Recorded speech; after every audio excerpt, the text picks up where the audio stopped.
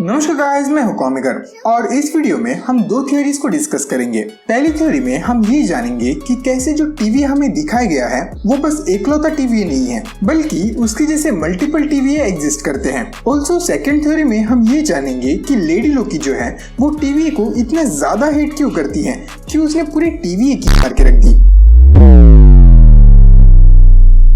अब ये बात तो बहुत हद तक क्लियर है कि टीवी के साथ कुछ न कुछ गड़बड़ जरूर है। जैसे कि इन दोनों ही एपिसोड्स का सबसे कॉमन क्वेश्चन ये है कि आखिर जो टाइम कीपर्स हैं वो कौन है और क्या वो एक्चुअली में एग्जिस्ट करते हैं या नहीं। अब बहुत से फैंस ये मानते हैं कि ये जो टाइम कीपर्स हैं वो एक्चुअली कैंग द कॉन्करर है। वेल, इस टॉपिक पर मैं एक सेपरेट वीडियो बनाऊंगा। फिलहाल के लिए हम इस पर ध्यान देते हैं कि कैसे मल्टीपल टीवी एग्जिस्ट कर सकते हैं। अब एक फैन थ्योरी के अकॉर्डिंग जो टीवी हम लोग देख रहे हैं वो बस एक ही टाइमलाइन की टीवी है और उसी टाइमलाइन पर वो नजर रखे हुए हैं। ऑल्दो उन्होंने यहाँ एक शानदार वीडियो दिखाकर ये एक्सप्लेन किया कि कैसे नेक्सस इवेंट के चलते मल्टीपल टाइमलाइंस क्रिएट होते हैं, जिन्हें लोग ब्रांच टाइमलाइन कहते हैं, जिन्हें इवेंचुअली ये डिलीट या फिर रीसेट करते हैं। अब देखा जाए तो मार्वल सिनेमैटिक यूनिवर्स और secret timeline one and the same thing है, क्योंकि एमसीयू में हमने किसी भी कैरेक्टर को दूसरी रियलिटी से आते या फिर जाते नहीं देखा है। तो टीवी जिस टाइमलाइन को यहाँ सीक्रेट टाइमलाइन कह रहे हैं वो एमसीयू की ही टाइमलाइन है। और ये जो फैन थ्योरी है वो ये सजेस्ट करती है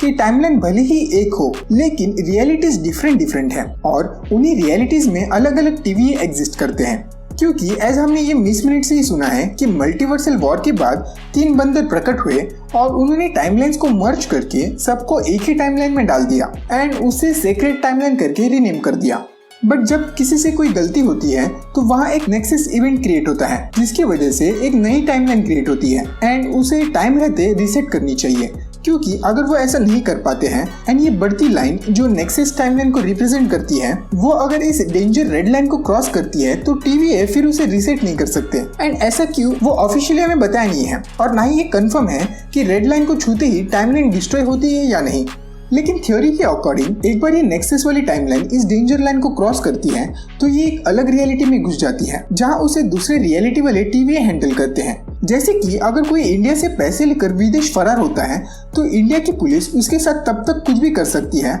जब तक वो इंडिया में था, लेकिन एक बार वो इंडिया की बॉर्डर को क्रॉस करता है तो उस पर दूसरे कंट्री के लॉज अप्लाई होते हैं, जिसकी वजह से बाद में यहाँ की पुलिस ज्यादा कुछ नहीं कर सकती। और आई गेस यही मेन रीजन है जिसकी वजह से हर एक रियलिटी में मौजूद टाइमलाइन अपने ही दिए गए एरिया के अंदर एग्जिस्ट करनी चाहिए और उसी एरिया के अंदर डिलीट या फिर रिस्टोर की जानी चाहिए। सो अब अगर ये ट्रू है तो ये जो सारा टाइम कीपर्स का कॉन्सेप्ट है वो फिर एग्जिस्ट नहीं करता है। एटलीस्ट जिस तरह से हमें ये दिखाया गया है उस हिसाब से ये तो बिल्कुल भी एग्जिस्ट नहीं करता। प्लस मुझे ये बात समझ नहीं आ रही है कि लोकी अगर प्रीवियसली इससे पहले एक वेरिएंट बना था तो वो फ्रॉस्ट जायंट ही रहना चाहिए था, ना कोई दूसरा लोकी, जैसे कि हेल हल्क लोकी, फ्रांस द टूर लोकी या फिर वॉर लोकी। क्योंकि जिस सीक्रेट टाइमलाइन में लोकी पैदा हुआ है उसमें उसे वहाँ ओडिन ने अडॉप्ट किया है, तो फिर उसे दूसरे किसी ने अडॉप्ट करके उसे बड़ा करने का सवाल ही पैदा नहीं होता। लेकिन फिर भी अगर हम ये बात मान लेते हैं कि 2012 वाले वेरिएंट लोकी से पहले या बाद में अगर किसी लोकी के वर्जन ने सीक्रेट टाइमलाइन में एक नेक्सस इवेंट को क्रिएट किया तो वो उसी लोकी का वेरिएंट होना चाहिए, यानी कि फ्रॉस्ट जायंट वाले लोकी का, अनलेस एंड अनटिल वो शेप शिफ्टिंग यूज करके अपना होलिया ऐसा न बना दे। लेकिन हमें ये भी पता है कि नेक्सस इवेंट क्रिएट होते ही टीवी वाले टाइमलाइन को डिलीट कर देते हैं, तो उन प्रीवियस लोकी के डिफरेंट टाइमलाइंस में बड़े होने का कोई सेंस ही नहीं बनता। पर ये मल्टीपल रियलिटीज और मल्टीपल टीवी वाली जो थ्योरी है वो इस इश्यू को सॉल्व करती है कि कैसे टीवी ने लोकी को डिफरेंट अवतार्स में स्पॉट किया और वो कैसे डिफरेंट लुक्स में एग्जिस्ट करता है, क्योंकि वो सारे वेरिएंट लोकी जो डिफरेंट फॉर्म में अपीयर हुए थे वो उन अलग रियलिटीज में से हैं जो उनके रियलिटी की लाइन को क्रॉस करके यहाँ आए हैं या फिर अपनी रियलिटी की लाइन को क्रॉस करके वहां गए हैं। अब ये जो सेकंड थ्योरी है वो इस बात को क्लियर करेगी कि टीवी में जो एजेंट्स है वो इतने वियर्ड तरीके से बिहेव करते हैं एंड लेडी लोकी टीवी से इतना नफरत क्यों करती है जिससे कि उसने सीक्रेट टाइमलाइन में इतने सारे रीसेट चार्जेस गिरा दिए। अब टीवी में बहुत सी चीजें इतनी वियर्ड है कि ये हमें सोचने पर मजबूर करता है कि टीवी बस एक ढोंग है और उसका सच कुछ और ही है। जैसे कि आप इसी बात को ले लो, किसी को पता नहीं है कि फिश क्या होता है, मछली क्या है, तुम्हें नहीं पता मछली क्या होती है। मोबियस को जेट स्की पता तो होती है लेकिन उसे वो कभी यूज नहीं कर सकता। कभी जेट स्की किया है? नहीं, एक टीवी एजेंट पानी वाले स्कूटर पे बैठ के आएगा तो मेरे ख्याल से समय रेखा की ऐसी तैसी हो जाएगी। या फिर इस सीन में जब लोकी मोबियस को TVA के एग्जिस्टेंस के बारे में बहुत से क्वेश्चंस करता है, तब मोबियस उससे ये कहता है, क्योंकि अगर तुम गौर से कभी सोचो कि आखिर हम सभी कहाँ से आए हैं, आखिर हम कौन हैं, तो जवाब उटपटांग ही मिलेगा तुम्हें। सो मतलब मोबियस भी उसके एग्जिस्टेंस के बारे में क्लियर नहीं है कि वो कौन है और उसे किसने क्रिएट किया है। वो बस वो सब कुछ मानता है जो उससे TVA में कहा जाता है।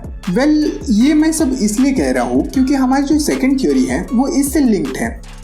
हमारी जो सेकंड थ्योरी है वो ये कहती है कि TVA के जो एजेंट्स हैं, जैसे कि मोबियस, केसी, हंटर B15, उन्हें टाइम कीपर्स ने नहीं बनाया है, बल्कि वो किसी टाइम पर लोकी की तरह वेरिएंट्स हुआ करते थे जिनकी मेमोरी बाद में वाइप आउट कर दी गई, जो ये एक्सप्लेन करता है कि क्यों केसी को फिश नहीं पता और क्यों मोबियस अपनी TVA के जॉब को अपनी लाइफ डेडिकेट करता है, क्योंकि मे बी केसी की मेमोरी वाइप आउट करने के बाद उसे उसके डेस्क के अलावा कहीं और जाने की परमिशन ही नहीं है, कहीं और इन द सेंस TVA के बाहर रियल वर्ल्ड में। और मोबियस को परमिशन तो है, लेकिन मे बी TVA वाले उसे अर्थली फीलिंग से दूर रखना चाहते हैं, जिसकी वजह से वो TVA का वफादार बन के रहे। प्लस ये थ्योरी इस बात को भी एस्टेब्लिश करती है कि TVA कैसे एक इविल ऑर्गेनाइजेशन है जो टाइमलाइन पर डोमिनेंस पाने के लिए वेरिएंट्स की मेमोरीज को वाइप आउट करके उन्हें TVA में एजेंट्स बनाकर वहाँ सॉर्ट ऑफ कैद करके रखते हैं। इफ ये थ्योरी करेक्ट है, देन ये थ्योरी इसे भी क्लियर करती है कि कैसे लेडी लोकी को TVA के ऑपरेट करने का तरीका मालूम है और कैसे वो TVA से भाग निकलती है, क्योंकि जिस तरह मोबियस टॉम हिडलस्टन वाले लोकी को TVA में जॉब ऑफर करता है, मे भी उसी तरह प्रीवियसली सोफिया दी मार्टिनो वाली लेडी लोकी को भी TVA वालों ने जॉब ऑफर किया हो और किसी तरह वो लेडी लोकी की मेमोरी को वाइप आउट करने में फेल हो गए हो और उन्हें ये पता ही नहीं चला हो कि उसकी मेमोरी उन्होंने वाइप आउट नहीं की, क्योंकि हम सब जानते हैं कि लोकी अपने पावर्स के बिना भी एक ट्रिकस्टर है जो इवेंचुअली TVA को कैसे भी करके फूल कर सकता है, जिसकी वजह से मे बी जो लेडी लोकी है वो वहाँ काम करने के बाद एक पॉइंट पर आकर समझ जाती है कि TVA कैसे वर्क करता है और वो कैसे वेरिएंट्स की मेमोरीज को मिटाकर उन्हें अपना गुलाम बनाती है। प्लस TVA के साथ काम करते करते उसने उसमें और भी लूपहोल्स निकाले होंगे, जिसकी वजह से वो मौका देखते ही TVA से भाग निकलती है और सभी मिनिटमैन को मारने लगती है ताकि वो उनसे रीसेट चार्ज चुरा कर उन्हें डिफरेंट टाइमलाइन में ड्रॉप कर सके, जिससे कि TVA का सारा ध्यान जो है वो उससे हटकर टाइमलाइन को कैसे रीसेट किया जाए उस पर चले जाए। और बाय द टाइम जब TVA वाले इस टाइमलाइन को रीसेट करने में बिजी होंगे, वो टाइमकीपर से मिलके ऐसा कुछ कर दे जिससे ये सारा इश्यू सॉल्व हो जाएगा। अब अगर आपको ये वीडियो समझ नहीं आती है तो इस वीडियो को आप तब तक देख सकते हो जब तक आपको ये समझ नहीं आती, या फिर डिस्क्रिप्शन में आर्टिकल की लिंक है उसे जाकर पढ़ सकते हो।